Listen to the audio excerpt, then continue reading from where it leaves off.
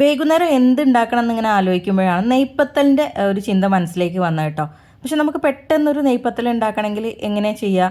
സാധാരണ നമ്മൾ നെയ്പ്പത്തൽ ഉണ്ടാക്കണമെങ്കിൽ അരി ഒന്ന് കുതിരാൻ വെക്കണം, എന്നിട്ട് അത് അരച്ചെടുക്കണം, ഇങ്ങനെയൊക്കെ വേണമല്ലേ. പക്ഷേ ഈ ഒരു നെയ്പ്പത്തലിന് അതിൻ്റെ ആവശ്യമൊന്നുമില്ല കേട്ടോ. വളരെ പെട്ടെന്ന് ഉണ്ടാക്കാൻ പറ്റിയൊരു നെയ്പ്പത്തലാണ്. എങ്ങനെയാണ് നമുക്കിത് ചെയ്തെടുക്കുന്നത് നോക്കാമല്ലേ. അപ്പോൾ അതിന് വേണ്ടിയിട്ട് നമുക്കിവിടെ പുട്ടുപൊടിയാണ് കേട്ടോ വേണ്ടത്. ഞാനിവിടെ ഒരു 4.5 കപ്പോളം പുട്ടുപൊടി എടുത്തിട്ടുണ്ട്. നമ്മളിത് നോമ്പ് തുറക്കാൻ വേണ്ടിയിട്ടാണ് ഉണ്ടാക്കുന്നത്. അതുമല്ല, ഇതിനുള്ള ആൾക്കാർ ഇവിടെ ഉണ്ടുവാണ് കേട്ടോ. അപ്പോൾ നിങ്ങൾക്ക് ഇതിൻ്റെ അളവ് കുറയ്ക്കണമെങ്കിൽ കുറക്കാം. ഇനി നമുക്ക് ഈ ഒരു പൊടിയിലേക്കുള്ള ഉപ്പ് ചേർത്ത് കൊടുക്കണം. ഞാനിവിടെ 1 ടേബിൾ സ്പൂണോളം ഉപ്പ് ചേർത്ത് കൊടുത്തിട്ട് നന്നായിട്ട് ഇതൊന്ന് മിക്സ് ചെയ്തെടുക്കുക കേട്ടോ. ഇനി നമ്മൾ ഈ ഒരു പുട്ടുപൊടിയിലേക്ക് നല്ല ചൂടില്ല തിളച്ച വെള്ളം കേട്ടോ ഒഴിച്ചു കൊടുക്കുന്നത്. തിളച്ച വെള്ളം ഒഴിച്ചിട്ട് നമ്മളതൊന്ന് മിക്സ് ചെയ്തെടുക്കാം. ഞാൻ ഇതിലേക്ക് ഒരു 9.5 കപ്പോളം വെള്ളം ചേർത്ത് കൊടുത്തിട്ടുണ്ട്. നമ്മൾ എടുക്കുന്ന പൊടിയുടെ ഇരട്ടി വെള്ളം എടുത്താൽ മതി. അതിൻ്റെ ഒരു എക്സ്ട്രാ ഒരു 1/2 കപ്പും കൂടെ ഞാൻ അതിലേക്ക് ചേർത്ത് കൊടുത്തിട്ടുണ്ട്. ഓരോ പൊടിക്കും വ്യത്യാസം ഉണ്ടാവും. അപ്പം നമ്മൾ 1 കപ്പ് എക്സ്ട്രാ എപ്പോഴും മാറ്റി വയ്ക്കുക. എന്നിട്ട് വേണമെങ്കിൽ മാത്രം അതുകൂടെ ചേർത്ത് കൊടുക്കുക.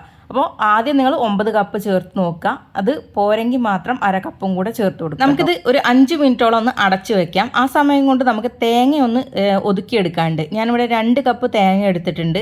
ഇതിലേക്ക് ഒരു 1/2 കപ്പ് ചെറിയുള്ളി ചേർത്ത് കൊടുത്തിട്ടുണ്ട്. ചെറിയുള്ളിന് തൊലിക്കാനൊക്കെ മടിയുള്ളവരാണെങ്കിൽ സവാള ചേർക്കുന്നവർക്ക് അതും ചേർത്ത് കൊടുക്കാം. ഒരു സവാള അങ്ങ് ചേർത്ത് കൊടുത്താൽ മതി. ഇതിലേക്ക് ഒരു 1/4 കപ്പോളം പെരിഞ്ചീരകം ഉണ്ടല്ലോ, അതുകൂടെ ചേർത്തിട്ട് വേണം നമ്മൾ ഈ തേങ്ങയൊന്ന് ഒതുക്കിയെടുക്കാൻ വേണ്ടിയിട്ട്. ഒരിക്കലും ഇങ്ങനെ അരച്ചു പോകരുത്.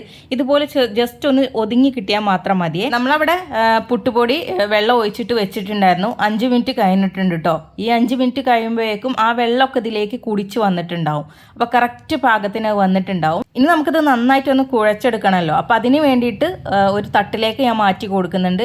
ഇത് ജസ്റ്റ് ഒന്ന് എല്ലാം കൂടെ ഒന്ന് റെഡി ആയി കിട്ടിയാൽ മതി. നമ്മൾ പത്തിരിക്കൊക്കെ ഒന്ന് കുഴച്ചെടുക്കുന്ന പോലെ അത്രയ്ക്കും സ്ട്രോങ് ആയിട്ടൊന്നും ഇത് കുഴച്ചെടുക്കേണ്ട ആവശ്യമില്ല കേട്ടോ. ജസ്റ്റ് ഒന്ന് ഇതെല്ലാം കൂടെ ഒന്ന് ബൈൻഡിങ് ആയി കിട്ടിയാൽ മാത്രം മതി. അതിന് ശേഷം നമ്മൾ നേരത്തെ ഒതുക്കി വെച്ചിട്ടുണ്ടായിരുന്ന ആ ഒരു തേങ്ങ ഉണ്ടല്ലോ, അതുകൂടെ നമ്മൾ ഇതിലേക്ക് ചേർത്ത് കൊടുത്തിട്ട് ഈ തേങ്ങയൊക്കെ എല്ലാ ഭാഗത്തും എത്തുന്ന രീതിക്ക് വേണം ഇത് ഇനി നമ്മളൊന്ന് റെഡിയാക്കി എടുക്കാനായിട്ട്. പിന്നെ നമുക്കിതിലേക്ക് തേങ്ങ ഇത്ര മാത്രമല്ല കേട്ടോ, ഇതിൽ കൂടുതൽ ചേർക്കുന്നവർക്ക് ചേർത്ത് കൊടുക്കാം. നമ്മൾ 2 കപ്പാണ് ചേർത്ത് കൊടുത്തിട്ടുണ്ടായിരുന്നത്. അതിന് പകരം നിങ്ങൾക്ക് 3 കപ്പൊക്കെ ആക്കിയിട്ട് ചേർക്കുന്നതിന് പ്രശ്നമൊന്നുമില്ല. നമ്മൾ തേങ്ങ എത്രയോ ചേർക്കുന്നോ അത്രയും ടേസ്റ്റി ആയിരിക്കും. അപ്പം നമ്മൾ ഇത് വലിയൊരു ക്വാണ്ടിറ്റി ആയതുകൊണ്ട് തന്നെ ഇത് 2 പാർട്ടാക്കിയിട്ടാണ് കേട്ടോ നമ്മളിതൊന്ന് കുഴച്ചെടുക്കുന്നത്.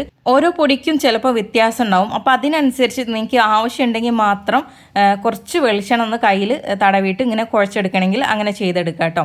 ഇനി നമുക്കിതൊന്ന് ബോൾസ് ആക്കി എടുക്കണം. നെയ്പ്പത്തലിൻ്റെ ബോൾസിൻ്റെ വലുപ്പം നിങ്ങൾക്ക് അറിയാമല്ലോ. നമ്മൾ പത്തിരി വരുത്തുന്ന അതുപോലെയല്ല, അതിലും കുറച്ച് വലുതായിരിക്കും ഉണ്ടാവുക. നിങ്ങൾക്ക് എത്രത്തോളം കട്ടിയും വലിപ്പവും വേണോ അതിനനുസരിച്ചിട്ട് വേണം ഇത് ബോൾസ് ആക്കി എടുക്കാനായിട്ട് കേട്ടോ. അപ്പോൾ ഇത് റെഡി ആയിട്ടുണ്ട്. ഇനി നമുക്ക് എങ്ങനെയാണ് ഇത് പരത്തിയെടുക്കുന്നത് നോക്കാം. ഞാനിവിടെ ഒരു ഇതുപോലത്തെ ഒരു പ്ലാസ്റ്റിക്കിൻ്റെ കവർ എടുത്തിട്ടുണ്ട്. അതിലേക്ക് കുറച്ചൊന്ന് വെളിച്ചെണ്ണ ഒന്ന് തടവി കൊടുത്തിട്ടുണ്ട്. എന്നിട്ട് ഇതേ നമ്മൾ ഒരു ബോൾ എടുത്തിട്ട് നല്ല ഷേപ്പാക്കിയിട്ട് ബോൾ എടുക്കുക. എന്നിട്ട് ഇതേ കൈ വെച്ചിട്ട് ഇങ്ങനെ അങ്ങ് പരത്തി കൊടുത്താൽ മതി കേട്ടോ. ഇത് കൈ വെച്ചിട്ട് ജസ്റ്റ് ഇങ്ങനെ ഒന്ന് പരത്തി കൊടുക്കുമ്പോൾ തന്നെ നല്ല ഷേപ്പിൽ ഇത് കിട്ടും. നമ്മൾ വിരൽ കൊണ്ട് പരത്തുന്നതിലേറെ ഇതുപോലെ ഉള്ളംകൈ വെച്ചിട്ട് പരത്തിയെടുക്കുന്നതായിരിക്കും കേട്ടോ കുറച്ചുകൂടെ നല്ലത്. ഇനി എത്രത്തോളം വട്ടം വേണം എന്നൊക്കെ നമുക്ക് തീരുമാനിക്കാം. അതിനനുസരിച്ചിട്ട് വേണം പരത്തിയെടുക്കാനായിട്ട്. ഇനി നമുക്കിത് എങ്ങനെയാണ് ചുട്ടെടുക്കുന്നത് നോക്കാം. നല്ല ചൂടായ എണ്ണയിലേക്കാണ് നെയ്പ്പത്തിൽ ഇടേണ്ടത്. കാരണം അത് കുറച്ചൊരു കനമുണ്ടാവും. അപ്പോൾ ഇത് പൊങ്ങി വരാൻ കുറച്ച് സമയമെടുക്കും. ഇനി നമുക്കിത് പൊങ്ങി വന്നതിന് ശേഷം ഇതൊരു മീഡിയം ഫ്ലെയിമിലേക്ക് ആക്കിയിട്ട് വേണം ഇത് ചുട്ടെടുക്കാനായിട്ട്. നമ്മളിത് ഇടുന്ന സമയത്തും അതുപോലെ തന്നെ എണ്ണയിൽ നിന്ന് കോരുന്ന സമയത്തും നല്ല ഹൈ ഫ്ലെയിമിൽ എണ്ണ ഇരിക്കാനായിട്ട് പ്രത്യേകം ശ്രദ്ധിക്കും. അങ്ങനെ നമ്മൾ ചെയ്താൽ ഒട്ടും എണ്ണ കുടിക്കാത്ത നെയ്പ്പത്തൽ നമുക്ക് ഉണ്ടാക്കിയെടുക്കാൻ പറ്റും. പിന്നെ ഇത് എത്രത്തോളം മുരിച്ചെടുക്കണമെന്ന് നമ്മുടെ ഇഷ്ടമാണ് കേട്ടോ. ഞങ്ങളിവിടെ സാധാരണ ഈ ഒരു കളറിലാണ് ഇത് മുരിച്ചെടുക്കാറ്.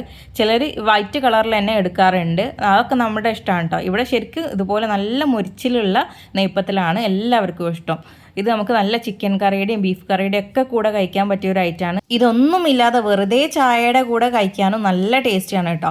അപ്പോൾ ഇനി നമുക്ക് നെയ്പ്പത്തൽ ഉണ്ടാക്കാനായിട്ട് അരി അരക്കേണ്ട ആവശ്യമൊന്നുമില്ല. ഇതുപോലെ പുട്ടുപൊടി ഉണ്ടെങ്കിലും നിങ്ങൾക്ക് നെയ്പ്പത്തൽ ഉണ്ടാക്കിയെടുക്കാവുന്നതേ ഉള്ളൂ. നമുക്ക് ഏത് പുട്ടുപൊടി എടുക്കാം കേട്ടോ. ഈസ്റ്റേൻ്റെതോ ഡബിൾ ഓയിസിൻ്റെതോ ഏത് വേണമെങ്കിലും എടുക്കാം. ഞാനെടുത്ത ബ്രാൻഡ് ഞങ്ങളുടെ നാട്ടിൽ തന്നെ കിട്ടുന്ന ഒരു ബ്രാൻഡാണ് കേട്ടോ. തനിമ എന്നൊരു പ്രൊഡക്റ്റാണ്.